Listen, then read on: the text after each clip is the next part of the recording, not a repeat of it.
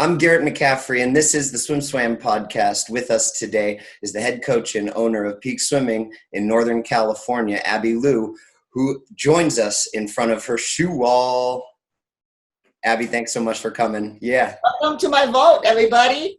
Big fan of your podcast and a great job, Garrett, and just so knowledgeable and so fun. And I know it's not just for the coaches as well as for the athletes and everybody's talk about it. So great job.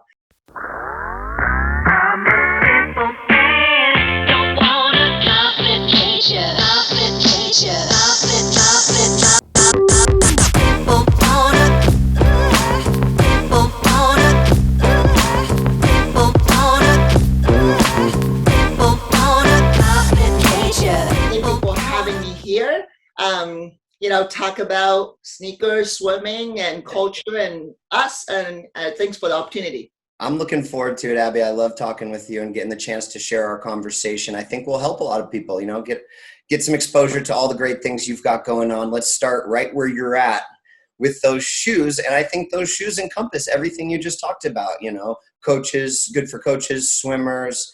It's not just a fashion piece, but it definitely is that because you got style and I love it.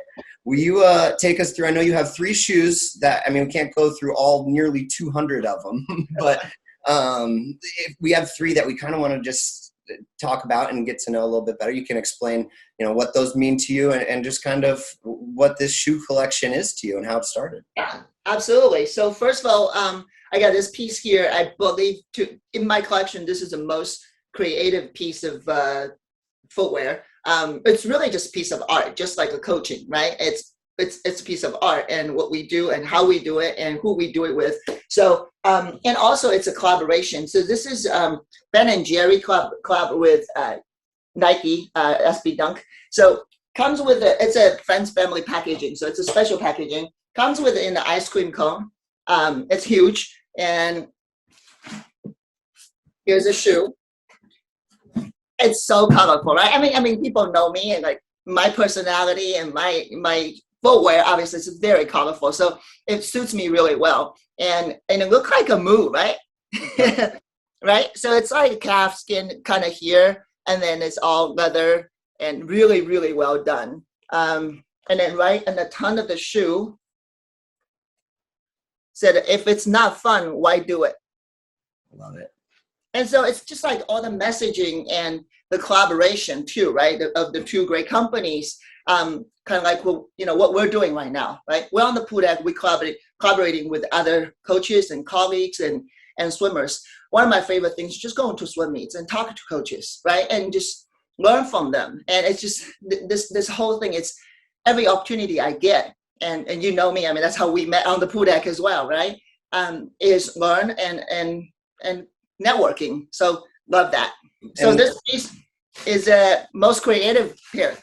Yeah, I love, the idea that, building it piece by piece from the sole to the like you said, you have that patchwork cow skin around it. Like, it's just the way that it comes together. It's a conversation starter in itself. And does it help on the deck with the conversations when you're rocking your sneakers? Absolutely. Garrett, I didn't grow up here. I grew up in China and I came here in my late teens.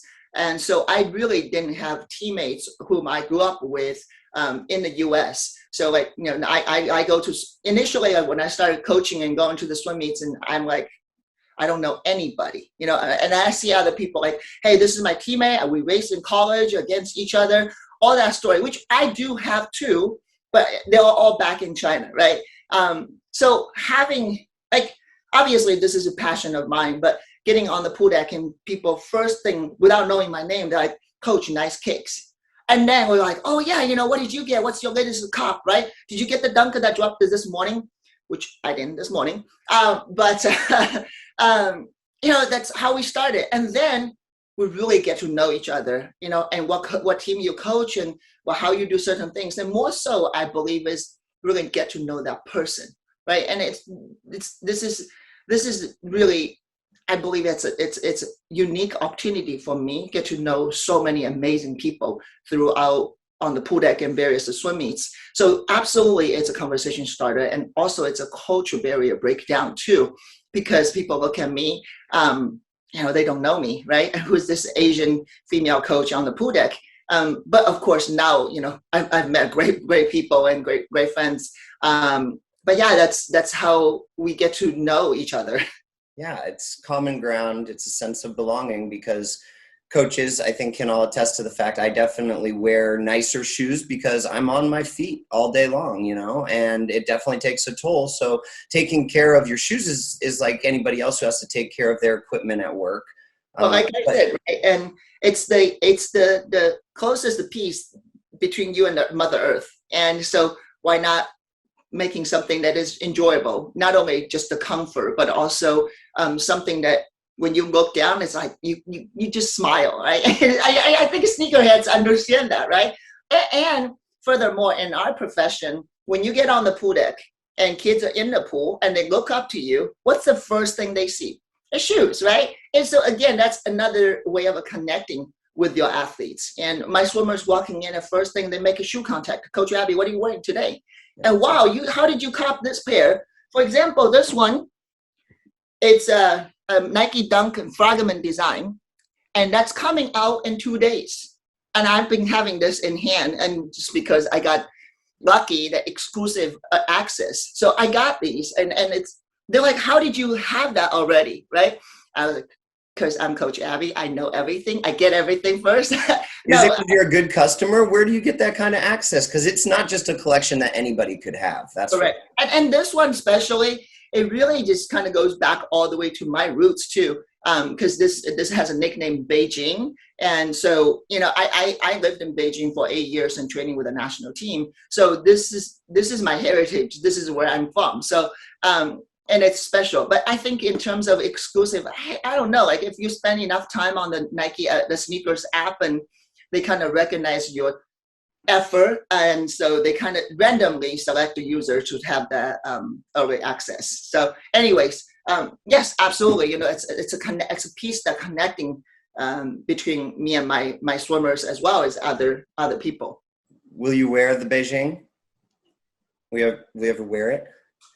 On the days that we're not using fins, I might. And you know what I mean? I definitely do. Fins and flip, and it's like, everybody knows that when I'm standing closer to, like right on the edge, and they have to get in, sit and slide in, they don't jump in. Just do not splash my shoes. And they know that very well. It's interesting. It's becoming like almost a part of our team culture. And we got swimmers, the girls and the guys, all just got really into it. So it's like the conversation's like never just about swimming. It's about sneakers. It's about life too, right?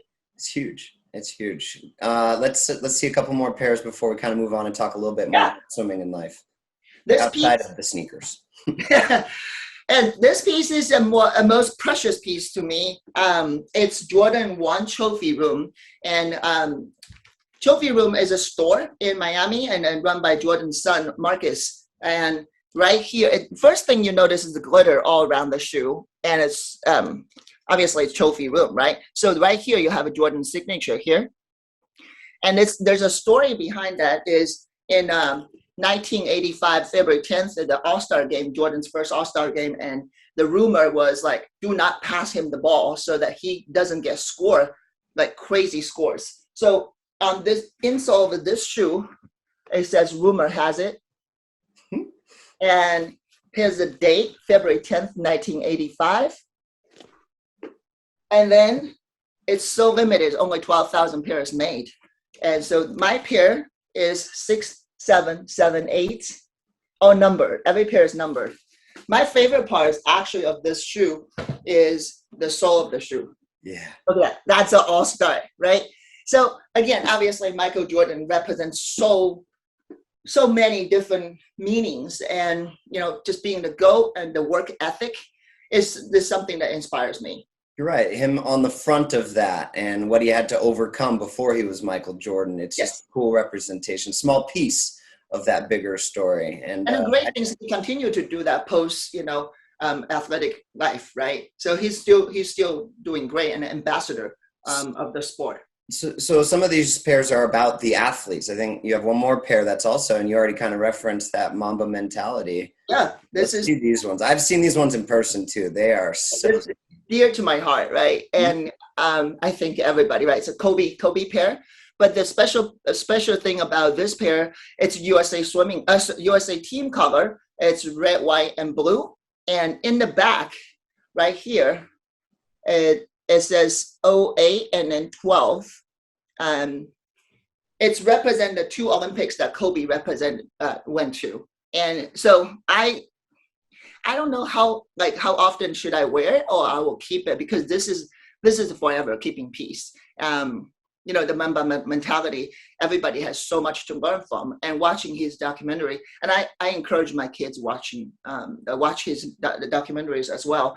It's just so inspiring. And everybody, just regardless what you do, whether you're an athlete, you're a student, you're just a person, or mom and dad, just watching that, there's so much to take away with. Yeah, that kind of greatness definitely is something I'm interested in. It's something I try to get at as well with some of these conversations. And since you just brought up, Team USA, and we're going to Olympic trials here in coming days, starting right now. Yeah. You have an athlete going, you have two representing peak, or at least that are going, but I don't want to say that this is necessarily as simple as one thing, but that greatness that you talk about with Kobe, with Michael, I'm just going to draw the line at Olympic trials because it's something that's very timely for us. What do you think the difference is? What is the Mamba mentality difference between the swimmers who are at Olympic trials and the swimmers who are just outside of it? To me, at least from my coaching style, one of the things you will notice really quickly is honesty. And I keep it very transparent, and I don't really sugarcoat things. And I think nowadays, especially the teenager athletes, that they get a lot of that outside of our sport. And so when they're coming in, if they're truly hungry and looking for improvement, and honesty is the best gift a coach can give to their athletes. And so I think how they interpret that honesty makes the differences, right? Some takes it as like, oh, you're pointing something I'm doing wrong, and get offended. And some takes it like, great, that's the room for improvement, and I'm gonna fix it. I'm gonna come back and ask for more. That sense of hunger that not only motivates me, and that makes them that 1% different and 1% better, and there are so many people who are so close to the Olympic trials cuts, right? I mean, I'm not saying it's luck or not, but I think it's just coming into daily habits where, hey, how can I do that finish better, right? I'm going to hold my breath coming into the wall, right? All the way, regardless, not just in a race, but rather every day in practice, because that's what we together have that goal set up for me. And so that's what we're going to do today or every day. And that makes some difference. And I think, everybody works really hard, and, everybody committed a lot of their time and energy, but rather to make their time in the pool more effectively, more rewarding, is just really knowing the how piece, how to do it better. I just couldn't agree more with the idea. You didn't reference innate ability or talent. And there obviously there are some people who are physically gifted, but it's your ability to handle the scariness of change and the personal relationship that you have with your coach, who's gonna, is supposed to tell you how it is and how you're able to respond. Yeah. That's where the difference, the response in those little details and how you respond is the difference. And if you look at, going to the Olympics, right? And then they're the top 5% of USA swimming, right? And how do you respond to differences? It makes them different than the rest of 95%, right? And I also, one of the biggest thing is building trust. And there is no magic set. Like what do you do for the IM, or what do you do for the sprints, right? If you look at, the workouts between Anthony Irvine and Caleb Dressel, and both those great sprinters, but their workout style is completely different, right? There's not single mode fits all. Rather, that relationship, that trust that coach and athlete have. trust is not just say, hey, you trust me, I can do this for you, or let's do this. It's really just walk your talk every day, every single session, everything you do. Okay, this is a goal we set up to do, and this is what my commitment to you. And can you do that with me together? Again, it's two ways, and that trust is earned and built every day. I just think it's something all swimmers should understand, because the control is with them. The control is with them. They have to find a coach, obviously, that they trust, knows the path, and knows the path, because we don't, sorry swimmers, none of us know for sure exactly the perfect path, but at least have confidence in that coach. As I read a great article on Krzyzewski yesterday, as a Sherpa. I love the idea of a coach as a Sherpa, and we could do that path a bunch of times, but each route and each time that you're doing it with a new group has got to be unique and everything. And you're absolutely right. Has to be the foundation, but then it's in the athlete's hand and how they handle the actual coaching that makes the difference. Well, for example, right, and the athletes I coach now, the group, they're experiencing completely different things than athletes I coached 10 years ago, right? So not only the sport evolves, but the people in it also evolve too. So for us coaches, we have to continue to learn and change the way we interact and we coach with our athletes, how we coach with our athletes. So it's a constant adapt, constant change, constant moving. So I think that open-mindedness is not only applied to the athletes, but it also applied to the coaches too, right? How well we receive new information, how well we adapt, how willingly are we trying to change things. This is a perfect transition into what the last year has been, because I feel like if you didn't adapt, you are in a bad place now. How did you adapt over the last year let's start with the pandemic and focus on the COVID angle, and then we can get into some of the political things, because that is just as big a piece, I think, for our athletes and our coaches. So let's start with the pandemic and just kind of how the schedules changed and how you kind of adapted to less hours or less water time. Absolutely. And I think that's a universal language for everybody right now. And but the fact that if you look at the times, people are still getting faster. The last minute me, last chance me, there's still so many people qualifying. And the question they ask is, what did they do? How did you do it? And so for us, we were between March and June, we were completely out of the water and zero. And so now I look back and, as frustrated as I was and as scared as the kids were, like, what do? We haven't even touched the water.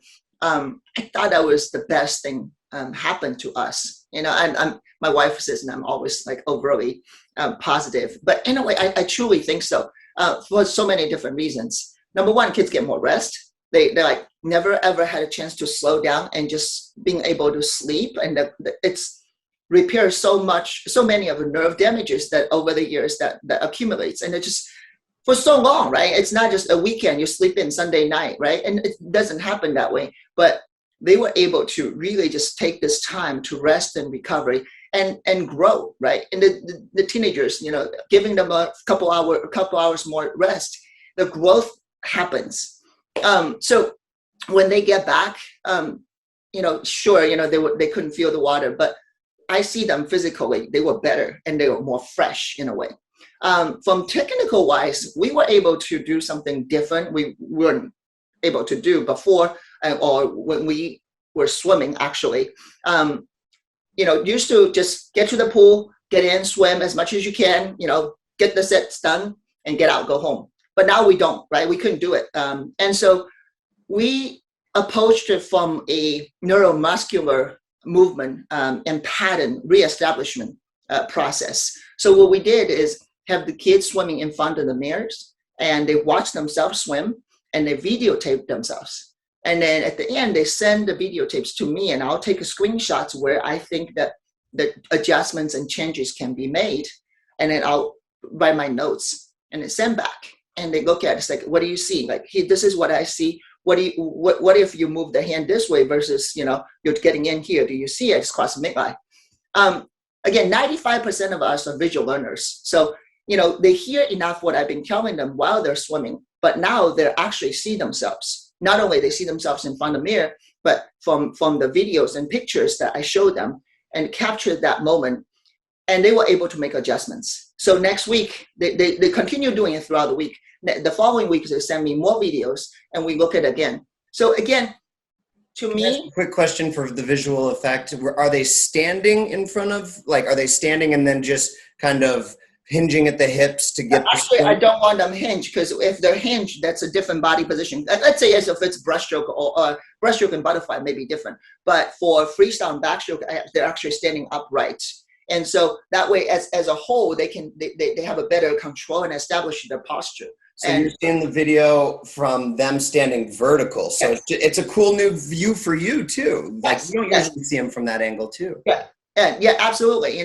And for us is like, if you can do it on land and establish that neuromuscular movement pattern, then when you get in the water, it may or may not happen, but it's definitely, I think the probability of making it happen is much higher, because you have that pattern established. But at the same time, you didn't get to swim your old stroke repetitively every single day. And so that's easier. It's like easier to erase it and draw something new on a piece of paper versus you keep drawing the wrong circle.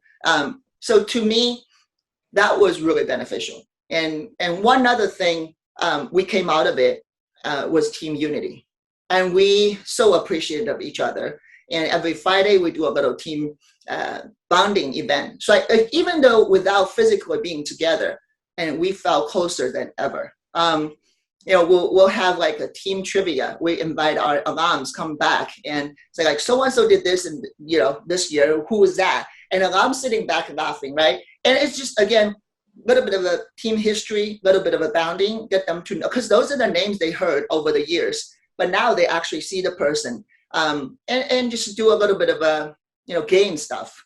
One other thing we did was tell who's who. So everybody submit their baby pictures to me ahead of time, and I'll put the baby picture on the screen, and it's like, who's that? And it just get huge laugh out of it.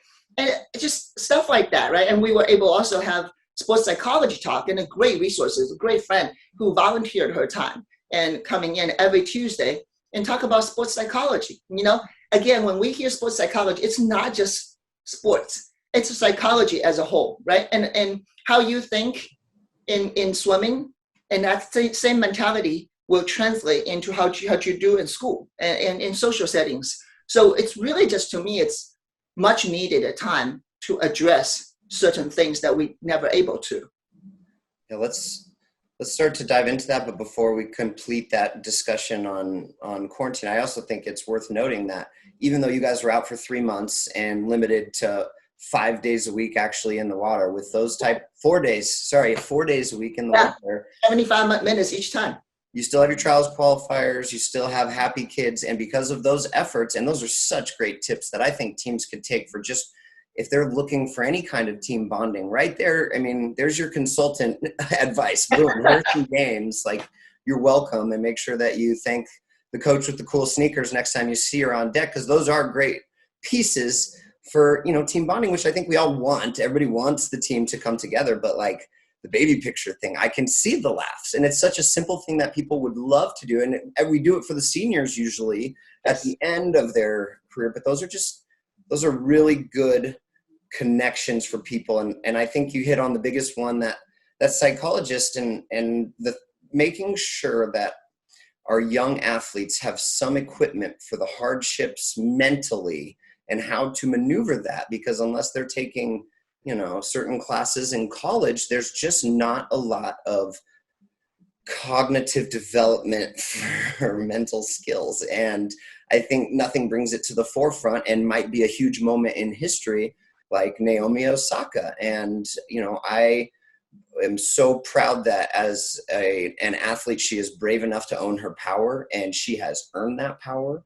As a coach, I have thought about it from my angle too. And I'll be honest with you, like, there are times when answering questions from parents is not good for my mental health, and it's the truth. And so I'm not saying that now I'm going to say, because Naomi doesn't talk to people she doesn't want to, I don't have to, because that doesn't work in the reality. I don't have that kind of power. I don't have any power at this point. But I'm just saying that it's an interesting angle that, like, this isn't just something that we can solve with a consequence for tennis or for the media. Like, we need to think about how we are doing this from the ground up. How will you take what you learned with the psychiatrist in these last months and use it going forward with your team?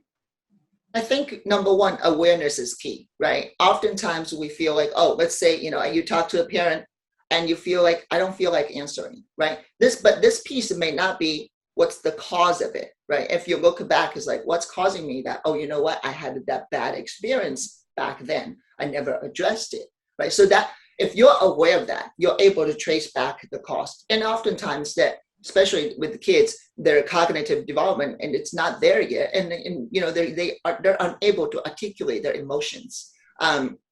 So they need to be able to go to a resource, say, hey, I'm feeling this. And so this resource, a psychologist or somebody whom they trust and provide a safe space to them, they're able to help them through, right? So I feel super fortunate that I'm in a position where I have that trust from a lot of my athletes. They come to me before they come to the parents, and especially in our area, a heavily Asian American populated area, it's a relatability, right? They look at me, it's like, Coach Abi, you might be able to relate, right? You're Asian, you're female, you're gay, and a lot of kids even came out to me before they did to their parents.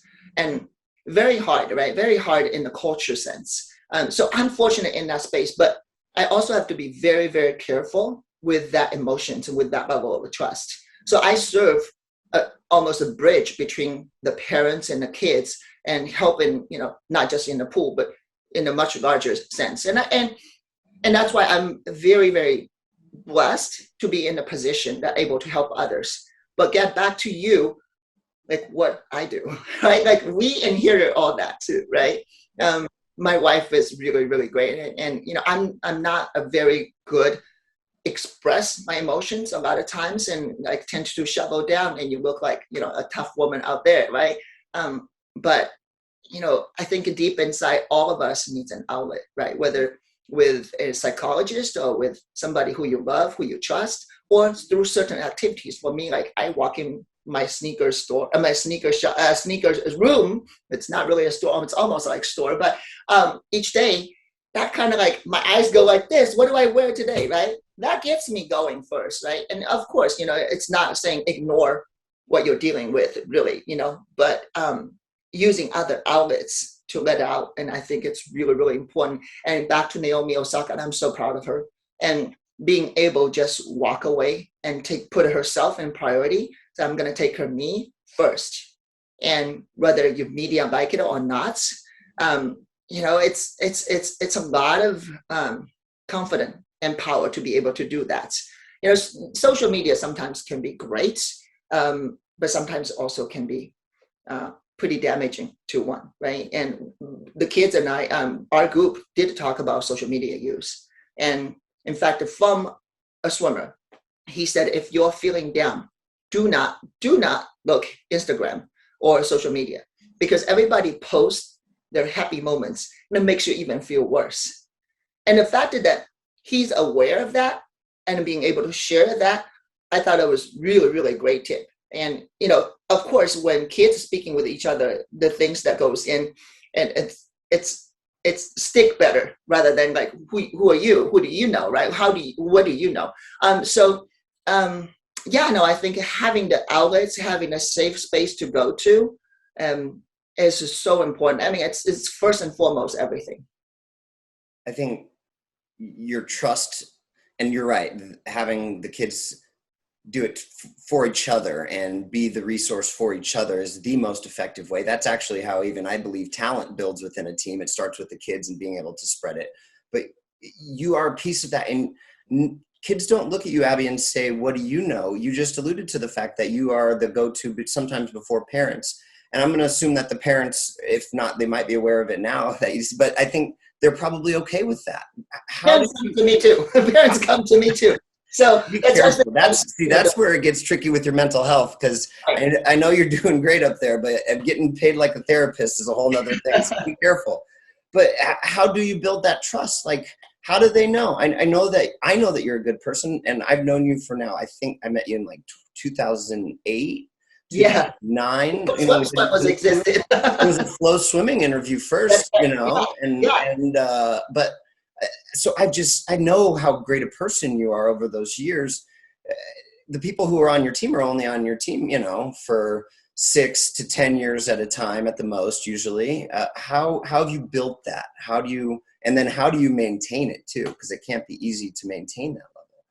I think the sincerity, like show your true self. And, I show up and I'm a super people person.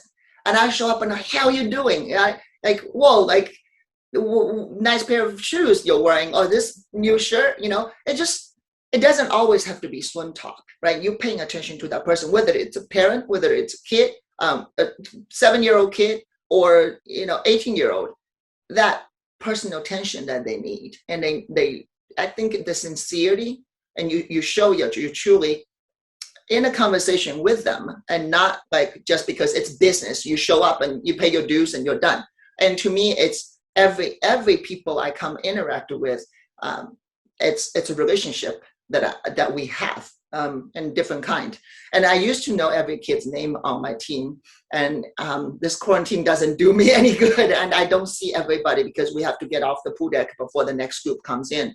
So my goal is be able to call every kid's name, whether they're in my group or in a little kids group, and having that level of interaction that they see who I am truly. And I think that sincerity, the transparency, and showing your true self, and they know, and they will sense that. And I'm very grateful that our family truly feels we are one big family. And during the shutdown time, we had 0 water time.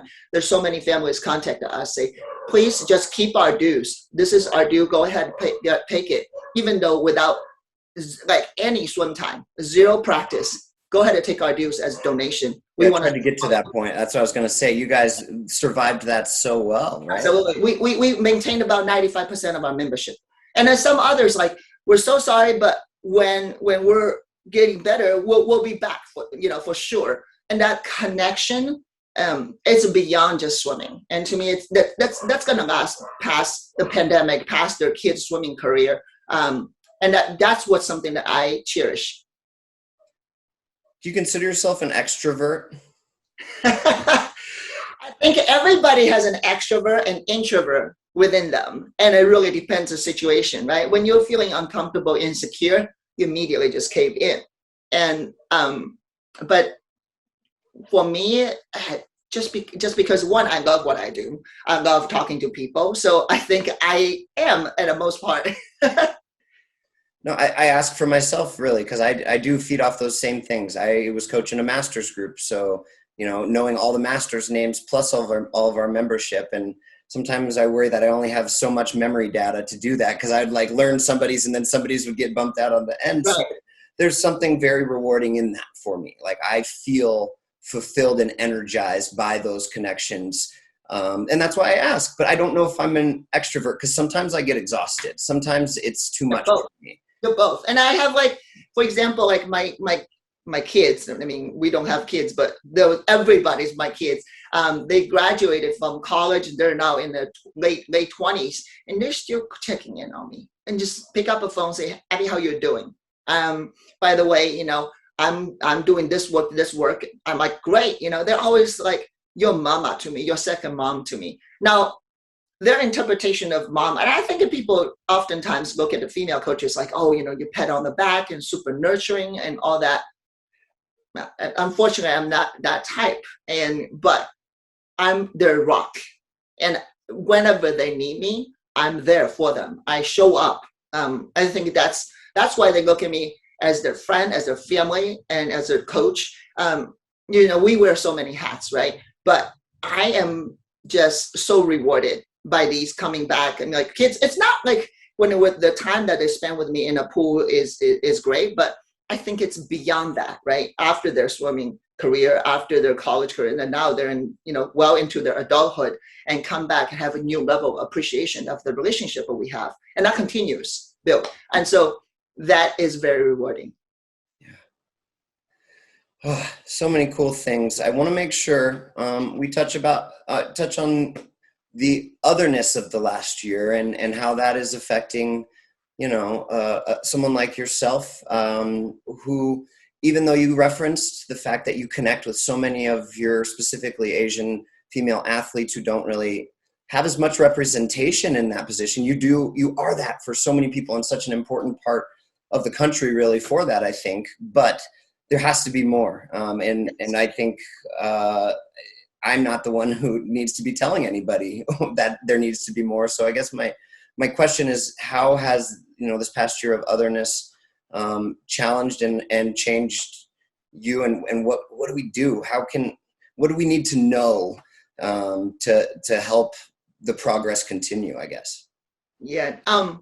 Thank you for asking. And it's been, it's very personal to me. And just because who I am and where we are nowadays, this otherness really just, it shows the ugliness of things, but it also shows a lot of love. And I think everybody can confirm that. And in the beginning of pandemic, when it just happened, when certain one calls the coronavirus by my country's name, it didn't feel good, and it felt threatened. My wife won't even let me go to the grocery stores, and I didn't get it. Why? I'm like, because for me, I'm so comfortable, especially in the Bay Area with a lot of diversity here. I can go get it. You stay home. And she's like, no, I don't want you to be yelled at. I don't want you to be targeted because your skin color, your hair color. My friends, she was at the park with her kids and somebody came and spit on them. My nephew in Canada was biking on the sidewalk and a guy came and pushed him down. And so this is rather really personal to me. And so it's sad, and I don't think anybody should have lived under that fear. But unfortunately, we are where we are. But at the same time, I feel very loved. And I know right in the beginning, you reached out to me, say, Abby, how are you doing? Just want you to know that I'm thinking about you. And there's so many wonderful people reached out to me. And so they're like, look, this happens. It's just understand that's a small percentage of people. And you have so many people love you and support you. We'll be here for you, this day onwards. So it's interesting, right? It's a mix of feelings where, you see, I try not to look at the media. I try not to look at those horror stories, but doesn't mean that I should not be aware of what might happen and what might happen to my parents, right? They're in Vancouver, Canada, and they walk to their park and to the morning exercise routines every single day. And I told my mom, said, Mom, can you please not go out? My mom said, you know what? I see people, I just walk away from them. Yet again, that's sad. That's something that's a fear that you live under. And so it's hard, but at the same time, so many people surrounding me and show me their support, their love. It's interesting, mixed feeling here. Yeah. And I know that it has to be, I don't know, but I know that you've told me that it's when you step on a pool deck, there's nobody like you in all the look at Olympic trials, right? And obviously the greatest and the biggest, the fastest meet held in the U.S. soil, besides the Olympics. How many Asian female gay coaches you see on the pool deck? I'll be looking, but is there lack of talent in these communities? Absolutely not, right? Probably even isolate Asian, or gay and have limited, just on their own, right? Yes. And so, we have great coaches, but I think giving the opportunity, giving the chance, they will shine. And I think that's the representation we need in all levels, not just, okay, female coaches, you coach age group, right? Or, Asians and you do the Asian community, right? No, I mean, talents is talents, and being able to coach is being able to coach. But for now, being able to coach is a prerequisite, and representation has to be the second prerequisite over experience, or the representation will never get the experience to get the opportunity, right? So it has to be a priority over experience even. Absolutely. Absolutely. Thank you for saying that. Appreciate that. Well, I just want to make sure I was on the right track because I do believe that. And I do think as somebody who has had all the opportunities because of my privilege that I recognize and make sure that, the right things are done. And I know that that's a very scary thing for people because, I'm right now, in the process of getting a job, and I obviously want jobs very badly. And I feel very qualified for those jobs, but I also understand the current environment, and I see what is needed right now. So hopefully, what else can be done, do you think? I think, I really appreciate you and just, with no matter what level of friendship or relationship you're in. And I think showing up for people, say, hey, what do you need? How can I help? Or is there can I help you open this door? For example, right? Let's say if you go and apply job, I'll say, Garrett, just put my name down, right? And I'll be your reference if I can be helpful. I think if vice versa goes both ways. And just whatever you do, right? However you would do it for your friends who are, in the same category, in same skin color, what would you do, right? And I think at the end of the day, it's humanity, it's kindness, and it's friendship.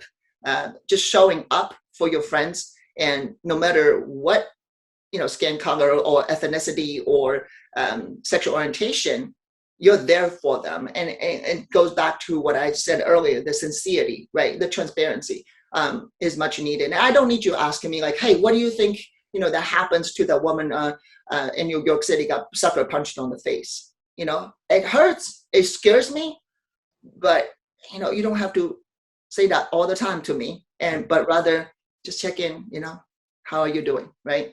And that's much, much appreciated.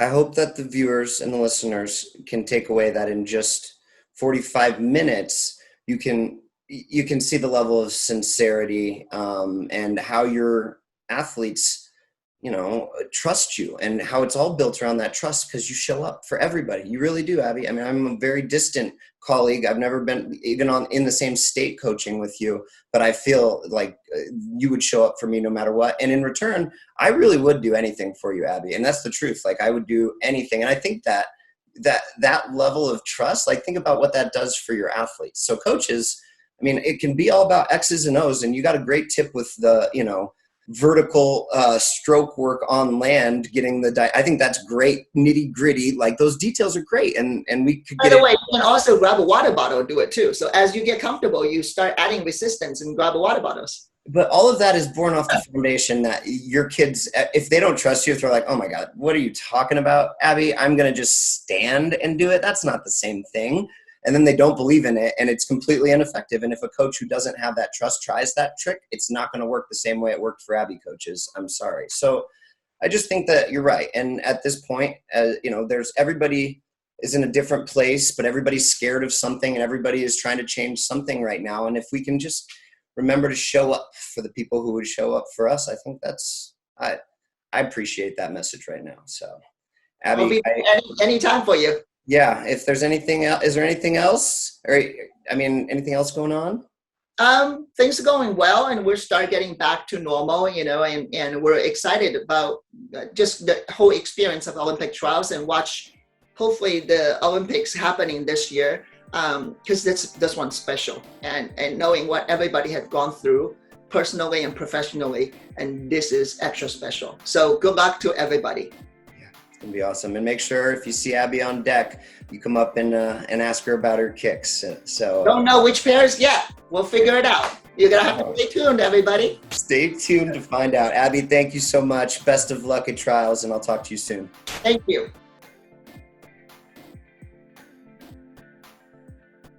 You've been listening to the SwimSwam podcast. Stay tuned for new episodes every week. You can take SwimSwam podcast on the go by subscribing on your favorite podcast platform. Look for links in the description below, and be sure to subscribe to our YouTube channel for more videos as well.